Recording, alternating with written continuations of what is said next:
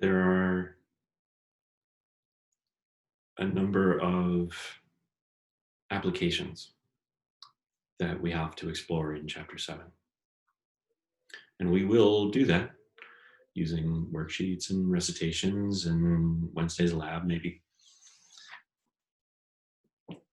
The kernel of the theory itself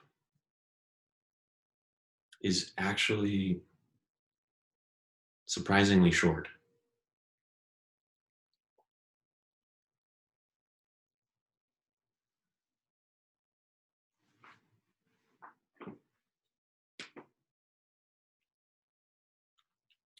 I need to make a point of order, I suppose, a small sort of notational correction to what I had written a minute ago. The work of a force is defined as the integral of that force dot dr.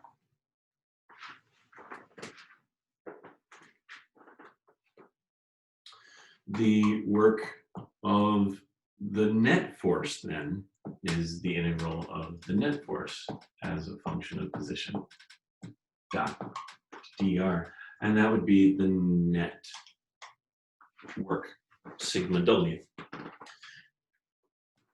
If we're talking about the net force, that's when we can use Newton's second law, that's when we can plug in ma, and that's when we can make it equal to the change in the kinetic energy. This animal here, the statement that this net work done on an object is equal to the change of its kinetic energy, I argue, is another statement of Newton's second law because we used Newton's second law to prove it. Technically speaking, it has different dimensionality than Newton's second law. We multiplied by a distance. When we did this trick with momentum, we just had Newton's second law and we didn't change any of the dimensionality to it. Newton's second law was a vector statement. Changing the way we say that to include momentum didn't change the fact that it was a vector statement. This is a non-vector statement and therefore technically separate from Newton's second law. It is an application of Newton's second law in an analogous manner to that of momentum. I think it's just Newton's second law. It's Newton's second law applied.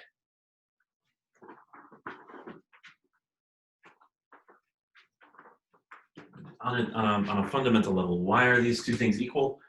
Because Newton's second law. Okay. We call this the work energy theorem.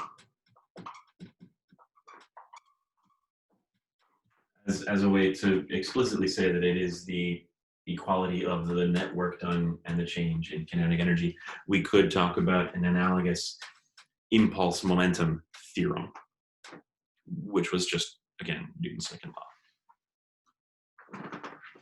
Sometimes I'm interested in particular forces among those doing work, and here's what I mean. I've got the same rock from before.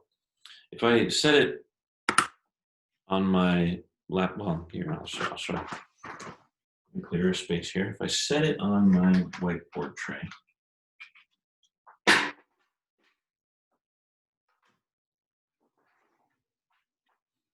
what is its kinetic energy? 0.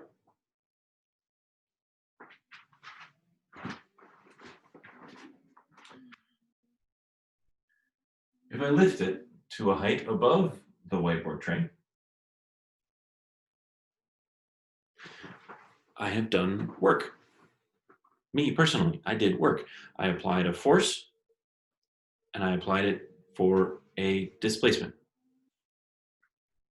But the kinetic energy of the rock when I'm done is still 0.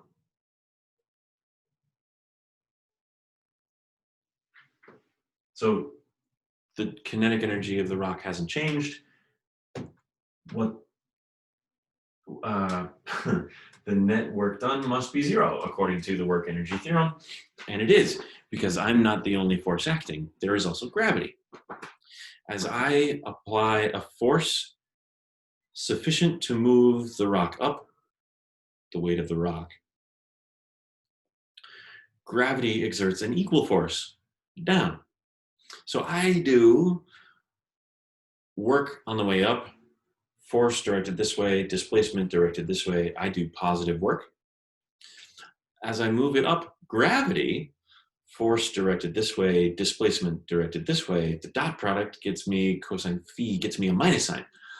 As I lift the rock, gravity does negative work, exactly as much negative work as I do positive work, so that the net work done is zero, as it must be.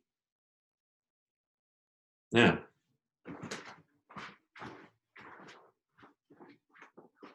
so that I don't need to manipulate the camera, suppose that's the floor.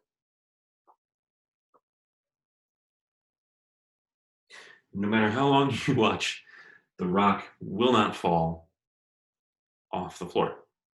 Things don't do that. I do some work, gravity does negative work, and the change in kinetic energy of the rock is zero. But now,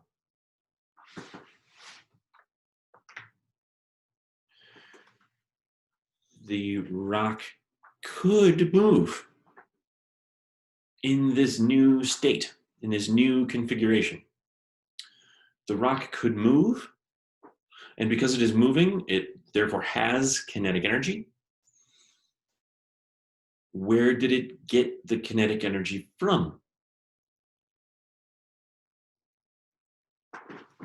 We just said that the network and the change in kinetic energy were zero. So how is it that it now has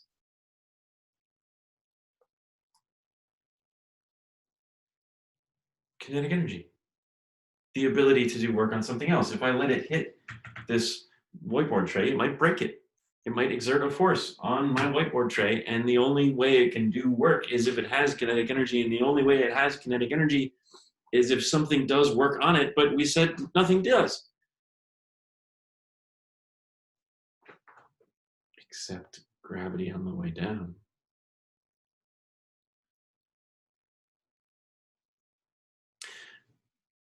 Okay, so we're here, I let go, and gravity is the only force acting. Gravity doing positive work because it's exerting a force in the same direction as we are displacing. So the cosine is going to get us a positive thing, and positive 1, I suppose, since they're both in the same direction. Gravity does positive work. It's the only force, so the net work is also positive, and by the time it reaches my hand, it has kinetic energy because net work was done by gravity. But there's something special about this configuration as compared to this one. And that is that the forces that exist are not capable of doing work on the rock when it is sitting on the floor. Gravity can't pull it any more than that. There isn't any sort of latent ability for gravity to do work on the thing. Not like there is here.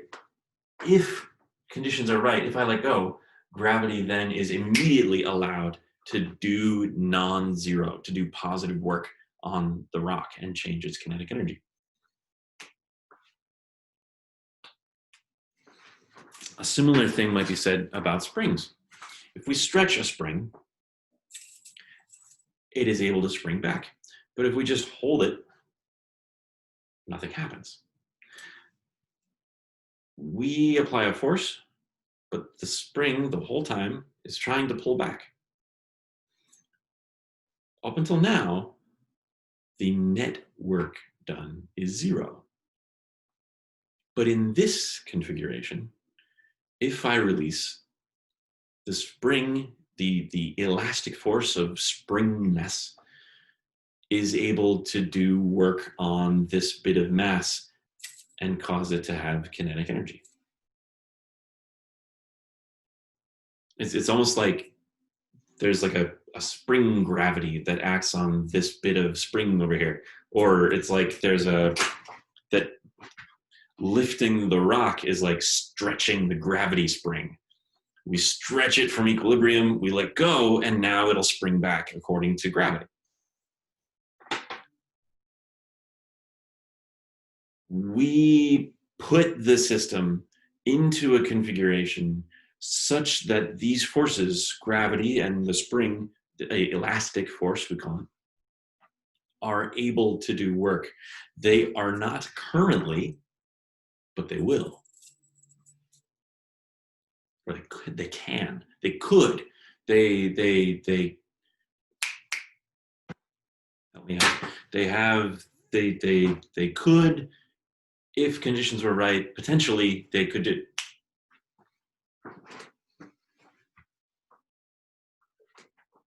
Yeah. What's different about gravity and elastic force? They are both forces capable of sort of holding on to energy in a physical configuration. We lift the rock, and in the fact that the rock is lifted above the floor, there is sort of some energy content in that configuration. If we release the rock, it will fall because gravity. Because we had stretched the gravity spring to store the work that we did. Because the thing is, on the way up and the way back down, gravity is going to do 0 total work. Negative work on the way up, equal positive work on the way down. It's like we put our money in and then we took our money out. It's like a bank.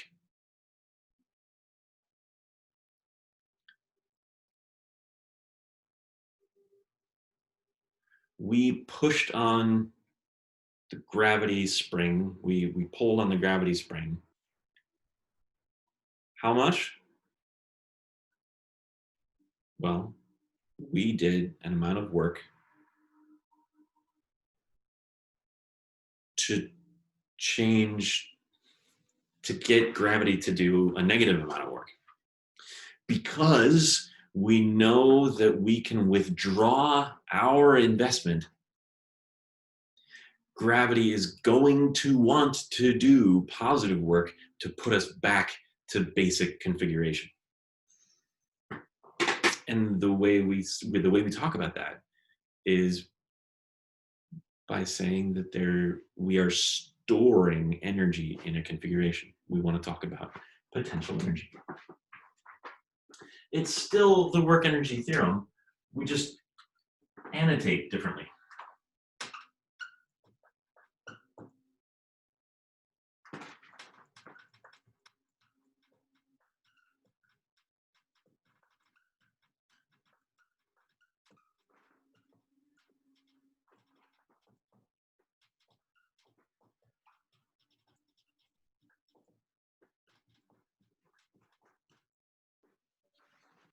Instead of talking about just all together the network, we separate forces that do store energy this way and forces that don't. Well, all right, what's an example of a force that doesn't store energy this way?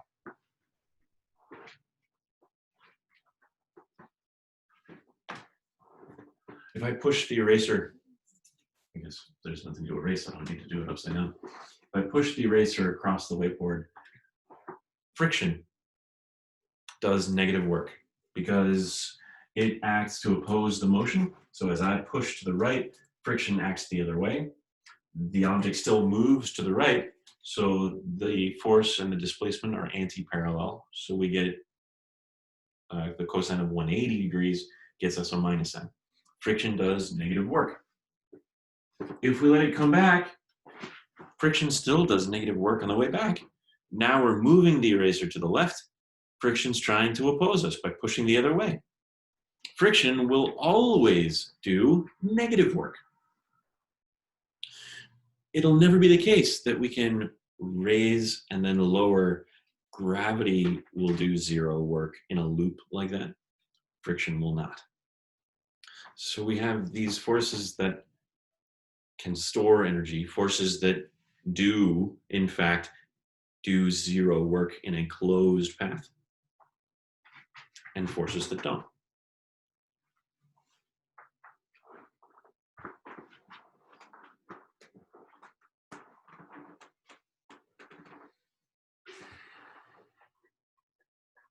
These forces that store energy, we could bookkeep them over here with the energy terms instead of the work terms.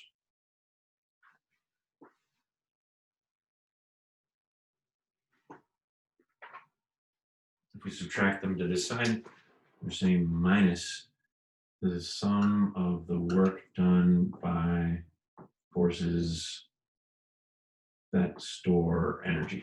FSE, forces that store energy. I ran out of space.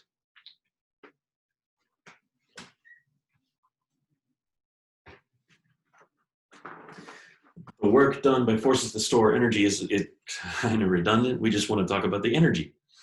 So let's make a definition.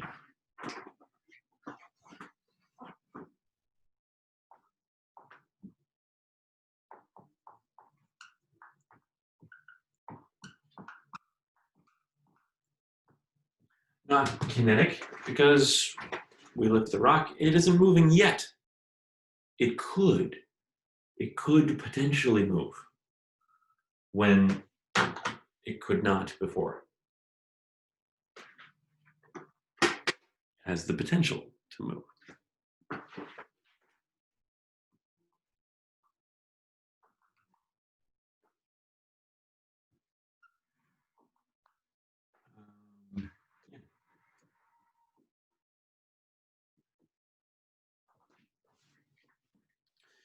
As these forces that store energy do negative work, as we stretch the gravity spring, gravity does negative work. As we stretch the actual spring, the spring does negative work. It's trying to pull back, but we're displacing the other way. As we coerce these kinds of forces to do negative work, that's when we're able to store energy in the system. So the negative work done is a positive thing because the work done is negative. The minus sign gets us a positive quantity.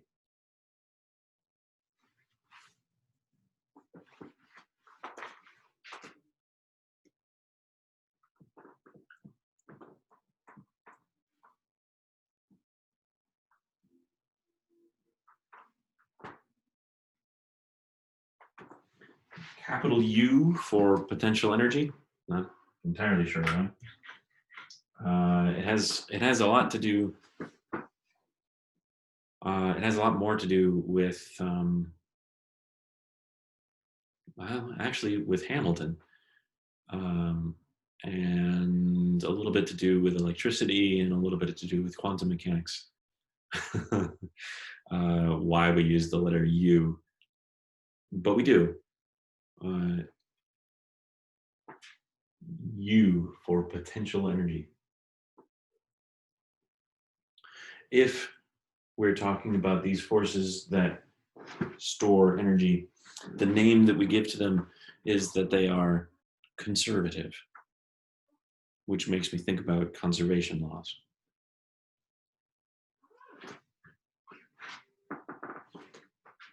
So I'm going to change this. This is forces. Use a different color. When I say forces that store energy, I mean conservative forces. When I say forces that don't store energy, I mean non-conservative. The only conservative forces that we are able to recognize, pick out of a lineup, are gravity and elastic. It's possible that we could encounter a problem where some other conservative force is defined, but the ones that we know on site are gravity and elastic. All the other kinds of forces we've talked about, normal, tension, friction, air resistance, any applied forces, people pushing or pulling on stuff, are all non-conservative.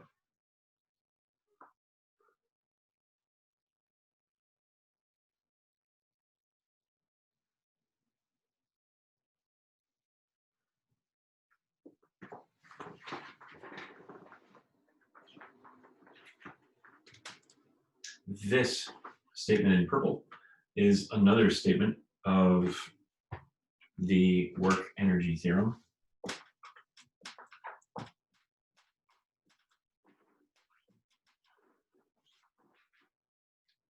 It's a matter of utility, which one you'd like to use.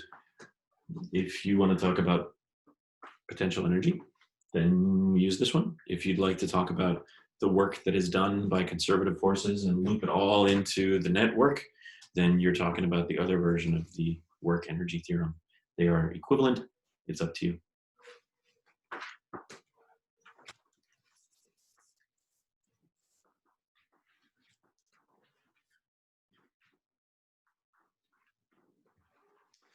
Conservative forces are recognizable by 4 properties.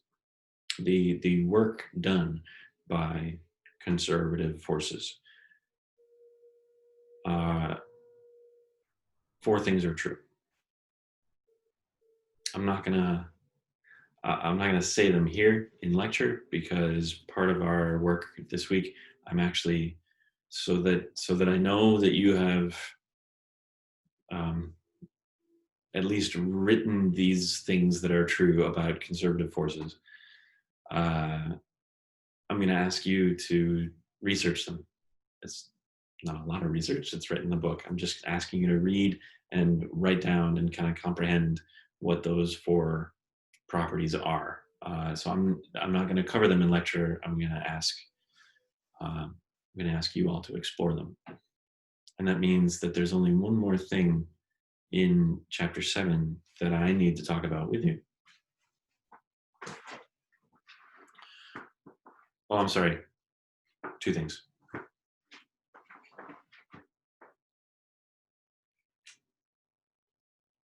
The first thing is to unpack this. This potential energy statement of the work energy theorem. If we can show that the net work done by non-conservative forces is 0, then we know that delta K plus delta U needs to equal 0, or that delta K is equal to negative delta U, or vice versa with minus sign. This is a statement about the conservation of mechanical energy. If no other random forces are outside pushing or pulling on this thing, this system, the energy we have is the energy we have. If we can't transfer energy in by doing work, or allow the system to transfer energy out by doing work on something else, the energy we have is the energy we have. We can trade it back and forth between kinetic and potential. We can stretch the spring and then unstretch it, right? And we can talk about the potential energy stored and the kinetic energy of motion, but the energy we have is the energy we have. Energy is conserved. And now we can talk about collisions. That this is another thing that is going to be covered in the worksheets and recitations we do. But imagine those 2 objects colliding and then bouncing off each other. It's all happening on one level. gravity isn't doing any work because nothing's moving in the direction gravity wants it to. There are no springs. There's no potential energy to talk about. And whatever there is isn't changing. So delta U is 0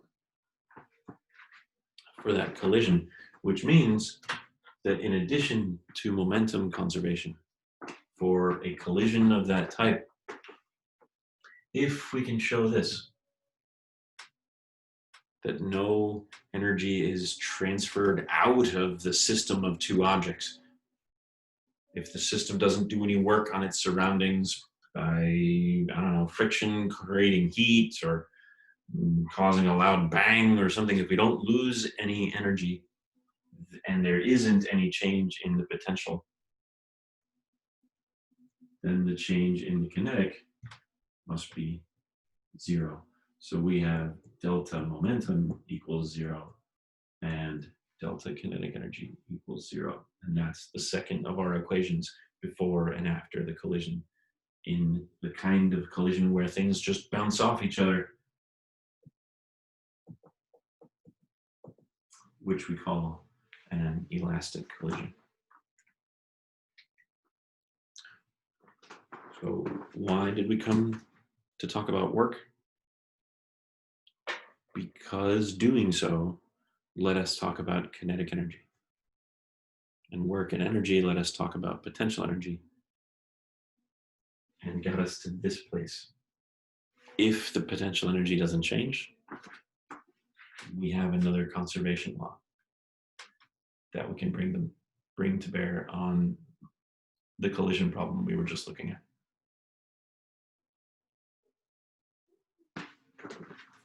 All right. I'll stop this segment here. There's one more really kind of quick one.